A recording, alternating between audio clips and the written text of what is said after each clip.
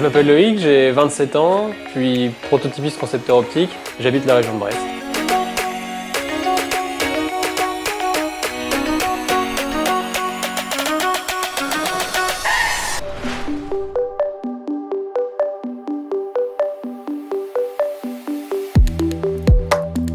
Un prototypiste, il va concevoir et mettre en œuvre donc, des systèmes qui ne sont pas des systèmes qui vont être produits en série, c'est la phase juste avant.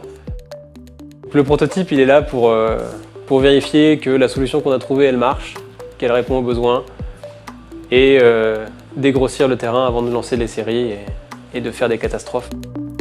Dans tous les domaines, il y a des métiers de prototypiste finalement. Vous allez dans l'automobile, on parle de prototype automobile.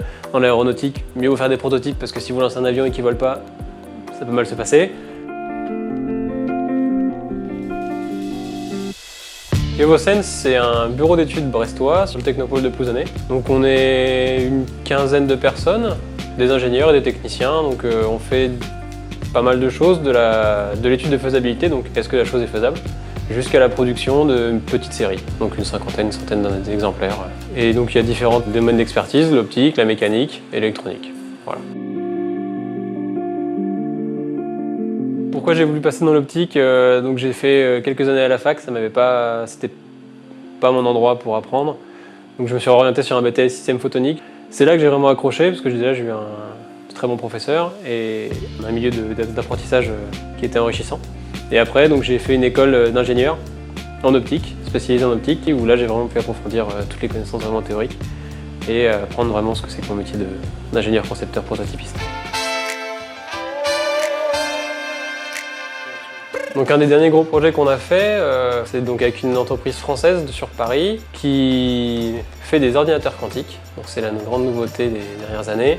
Basiquement, un ordinateur quantique, ça va utiliser des atomes qu'on va venir piéger d'une certaine manière et qu'on va étudier. L'objectif final, c'est donc de supplanter les ordinateurs classiques, pas dans tous les domaines, mais dans certains domaines particuliers où les algorithmes vont être plus facilement résolus par des ordinateurs quantiques de façon beaucoup plus rapide. Ils avaient un système qui fonctionnait, ils sont venus nous voir pour l'améliorer en termes de taille, pour réduire sa taille en gardant les mêmes performances et robustifier son montage, c'est-à-dire avoir quelque chose qui puisse se produire en série.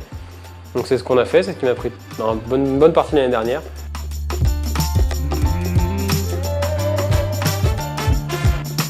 Un conseil que je pourrais donner, c'est faut se lancer, faut y aller.